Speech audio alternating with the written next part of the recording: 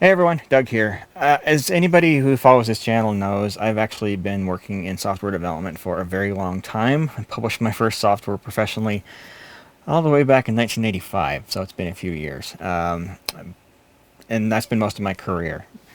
As part of doing development for other people, I've developed a number of pieces of software for myself, and a few years ago I made those available, at least some of them, available for my friends, and decided to do the same here for people who watch this channel. So all the software is actually for Windows, so if you're a Mac user, sorry, I've never really done any Mac development, so I don't have any tools like this.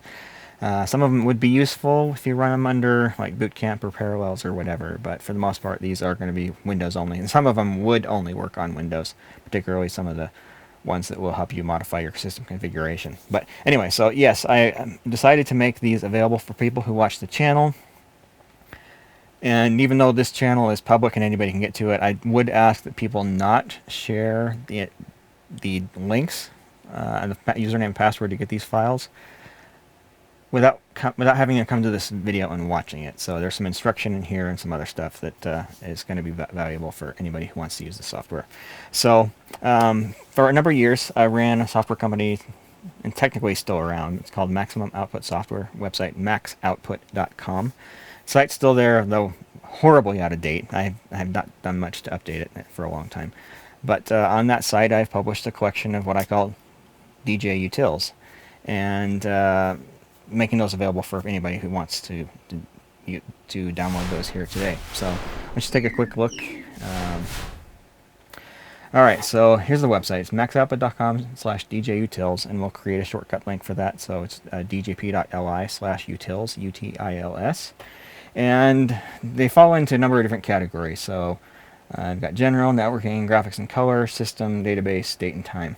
And again, these are all totally free. So if you want them, just go to the site and download them. In order to get them, you can either download one at a time, or you can download the whole collection from here. So there's this big download button right here on the front page. So if you click on that, I've already put it in, so it's not going to show up here, but it's going to ask for a username and password. So the username is the word software, SOFTWARE, and the password is for free, like the number 4, so 4FREE, and that will allow you to download the whole collection. The same username and password work for the individual links as well. So yeah, so this site's a number of years old, so it doesn't have a modern look and feel to it. I just haven't felt like updating it. It's software that I'm doing for free. Why would I spend a lot of time on something that doesn't bring any sort of revenue? Anyway, so let's just kind of go over just from a high level view. So the general tab, we've got calculator. I'll demonstrate this here in a little bit. A notepad, it's essentially the same as the notepad built into Windows, except that it doesn't prompt you to save unsaved files when you restart your computer. So anyway, just very minor difference there.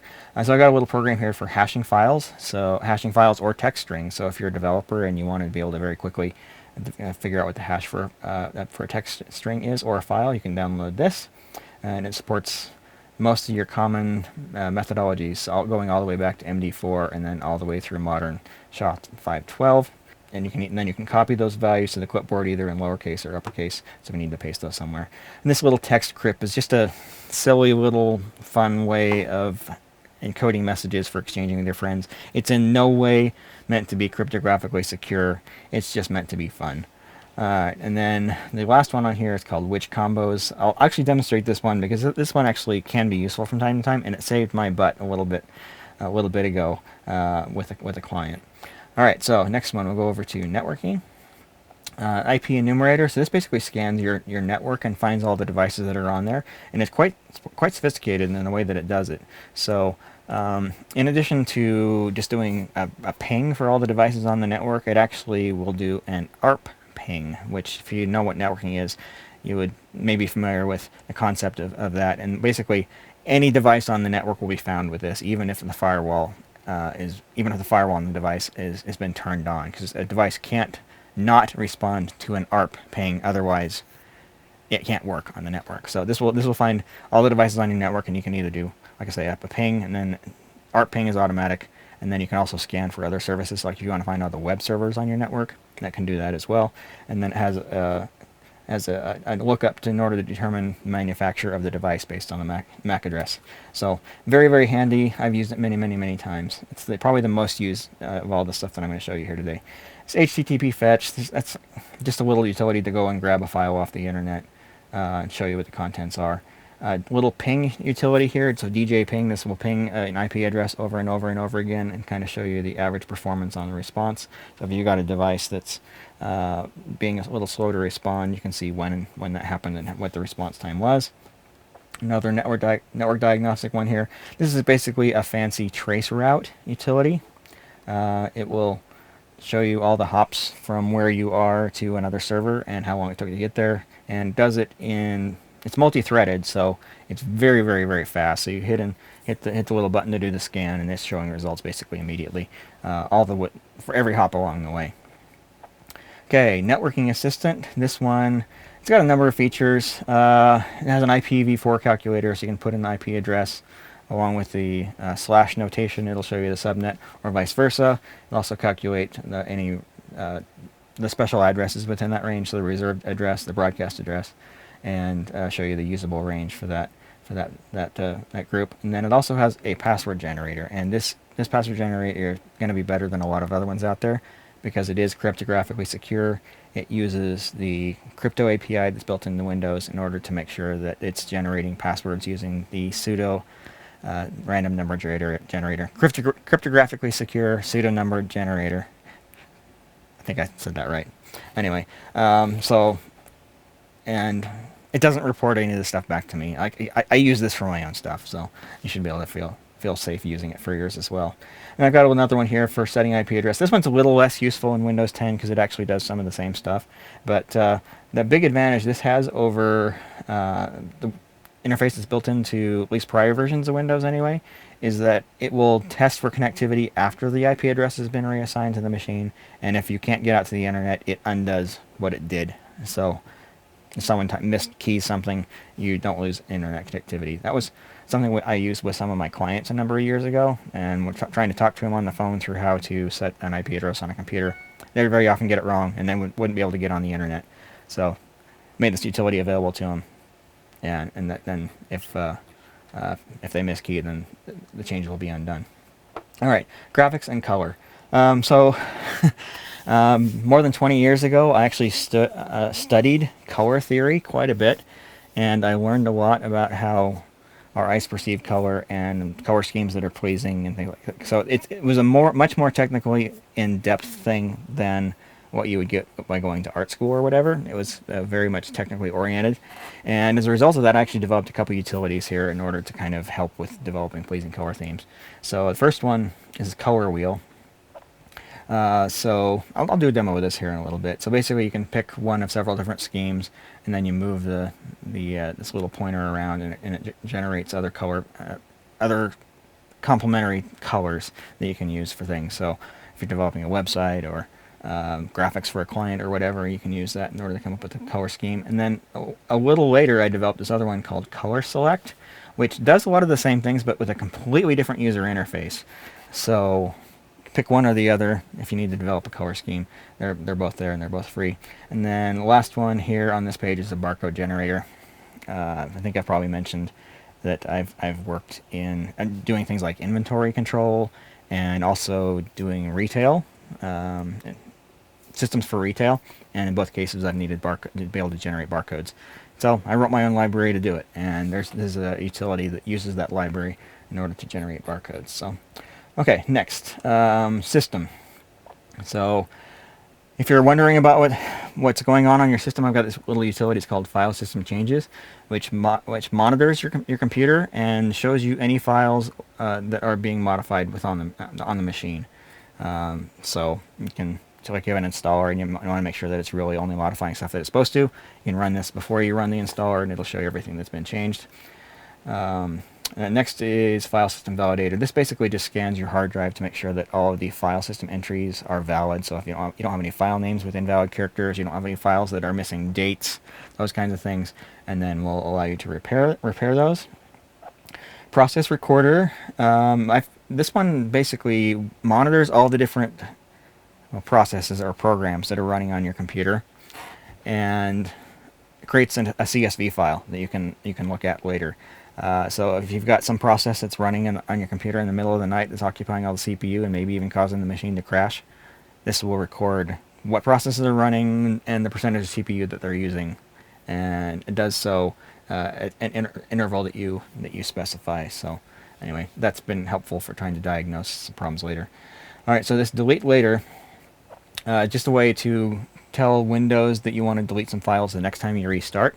So it doesn't delete them right away. It basically says, next time you restart, delete all the files that are in here. So you run this, drag and drop the files into there, and on the next restart, they'll be deleted. All right, database. We've got a MySQL or MySQL. I can say it the right way. It's a monitor to let you see all the processes that are running within MySQL. So that's there if you're using MySQL as a database. Date and time. So I've got a number of utilities here that are used for doing date calculations. This first one is clock converter, so you can convert between your local time and UTC and vice versa. It also calculates those unique values that are used by Excel. So if you ever used Excel and you're doing some date math in there, you wonder where those numbers come from. It does the conversion here. It also does Linux timestamp, your Julian date, what they call a modified Julian date, and then what's called a 100-year date. So you can do conversions between all of those. And also just has some other random cool information. All right, date difference allows you to see the number of days, weeks, months difference between two different dates. Real simple in theory, but try and find sites that do that or whatever. There aren't a lot. And then idle clock. This one's kind of silly. I've used this to try and figure out why my computer won't go to sleep. A little less necessary now than it used to be, because there are utilities that will show you what is causing the system to not go to sleep. But back in the day, before that existed, I created this, and it would basically, every time the computer thought there was activity, keyboard, mouse, whatever, it would reset the clock, and that would allow you to see, that would allow you to look for patterns. So not super useful. But so anyway, that's the collection. It's all available for free, no charge. Use it however you want, business, personal, whatever. All right. Now, with that said, let's actually run through some of my personal favorites here. So. All right, let's actually do color select first. So this one I use a lot actually when I'm trying to figure out color schemes for graphics or for websites or whatever. Let's go in. We're going to do a color scheme. We're going to do an analogous color scheme. So with that, I come down here and we can adjust the slider for hue 3. So basically each one of these sliders is the hue for a given color, and the left side is going to be red, and then it's going to cycle over to yellow and then green and then to blue and then purple and then back to red on the far end. So as you adjust this, you can see the color here is being adjusted, and it's producing other colors that would be pleasing within a scheme. Now the best color schemes out of this software are probably going to be ones where you use colors from a single row and or column, or you can do a combination of that as well. So you can have values within a single row and a single column at the same time, and you end up with a pleasing color. You can set how much variation you want to have in there. So if you want to have a lot of variation between colors, so you can adjust that.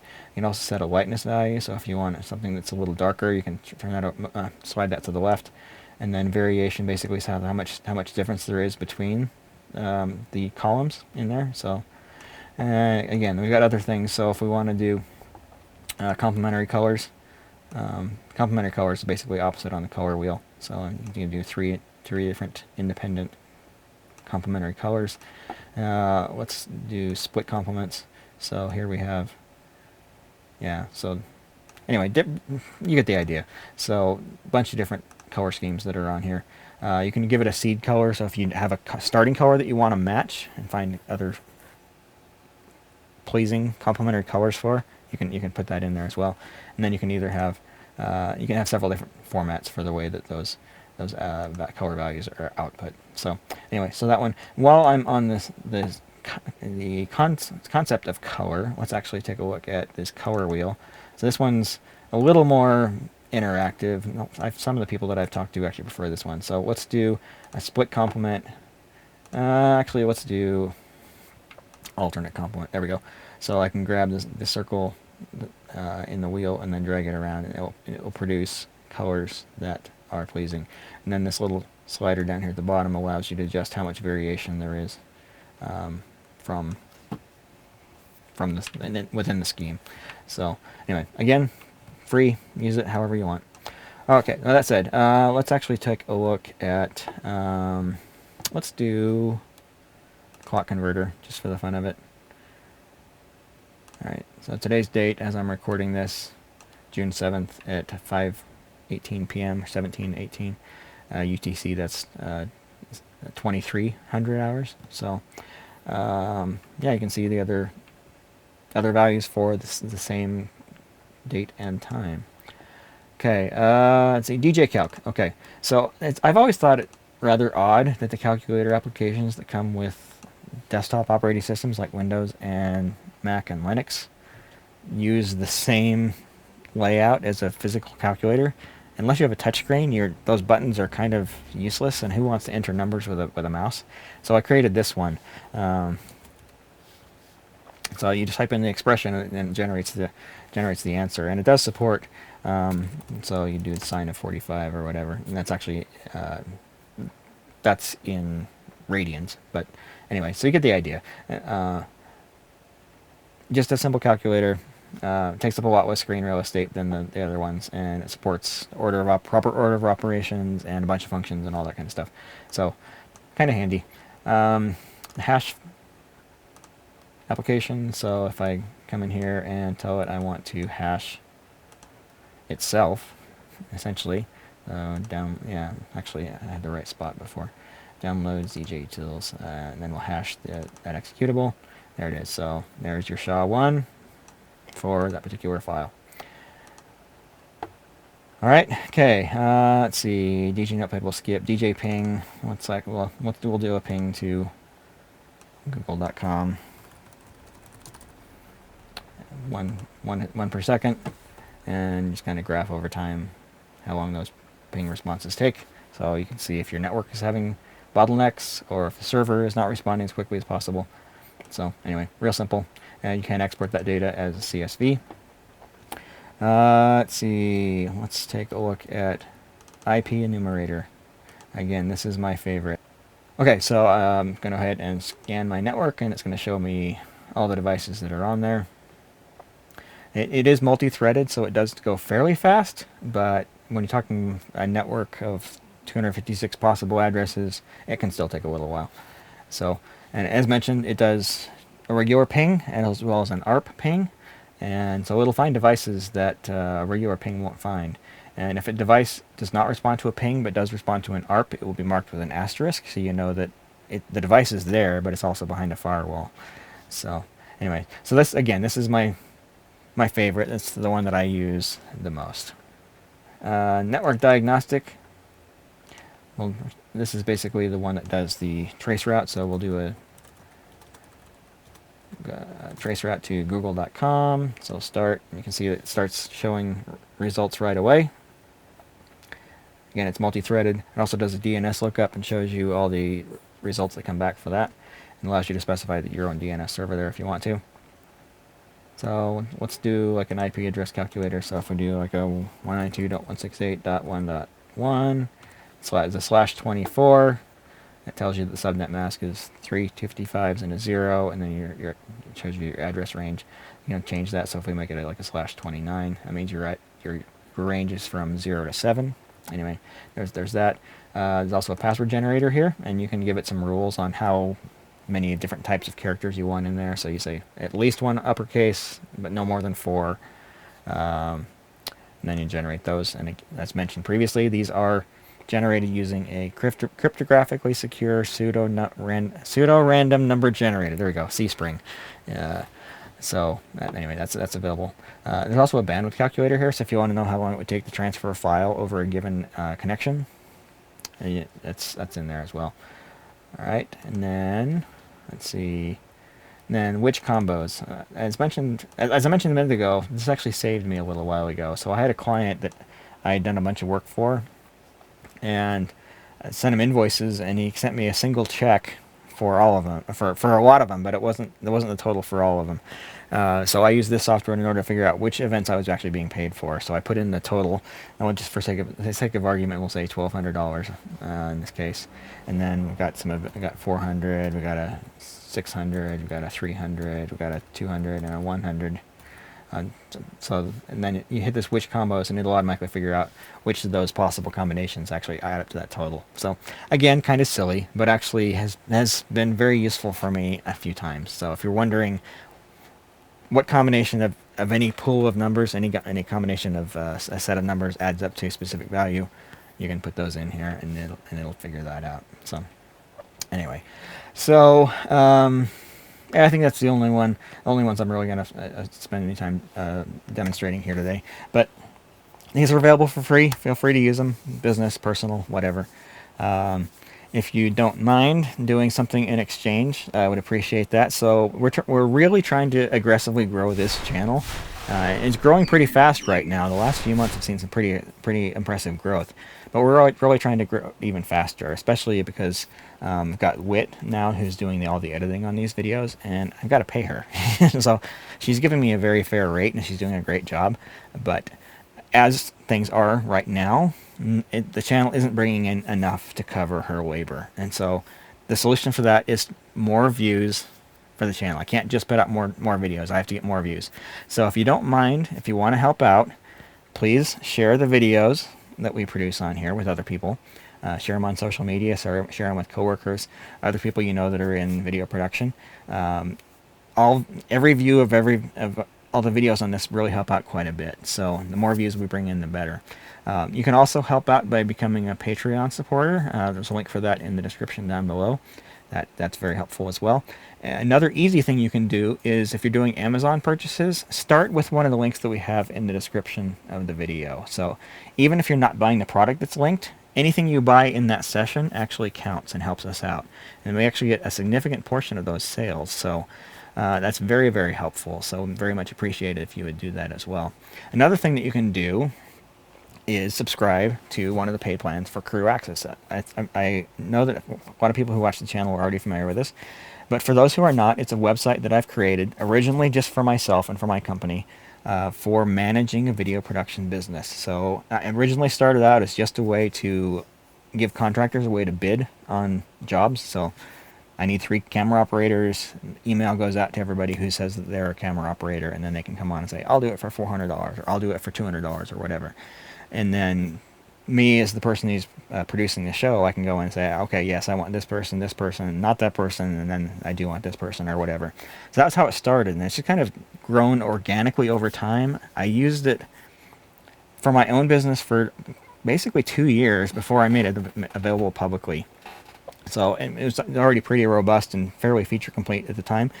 But at the same time, I've also been adding to it a lot, an awful lot. So I've added customer relationship manager, I've added invoicing and quotations, those kinds of things. I've added a inventory control system in there, so you can keep a list of all your equipment and then check it out and check it back in. I've recently added the ability to do equipment rentals to the site as well. So if you rent out your equipment to people that you work with, it takes you through the full process, from generating the list of equipment to checking it out, recording its condition at the time it's checked out, creating an invoice or quotation, and then when you check it back in, issuing the final invoice for them as well. So that's all there as well.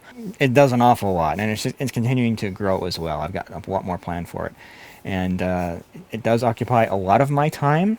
And if it's something that's useful for you, I very, very much appreciate you signing up for one of the plans. I do have a free plan, and I'm happy to let you use that as much as you want. And there are paid plans starting as low as $10 a month. So depending on what you need, and depending on what your budget is, there's probably something that's going to fit your particular needs. And it's a cool site. I mean, I actually really believe that it's the best of its kind at this point. So it's morphed greatly over time, and it's basically at the point now where it does essentially everything that all the competitors do, and it does so at a tiny fraction of the price. So even my most expensive plan is still a third of what some of the other ones charge as their base plan. So anyway, so it's there. It's crewaccess.com. Very, very cool site, if I do say so myself. Anyway, so if you guys have questions about this, please leave those in the comment section down below. Also, if you have suggestions, smart remarks, or otherwise, I also appreciate hearing those as well. So if you're new to the channel, please consider subscribing, please share, and please like, and thanks everyone for watching. Have a great day.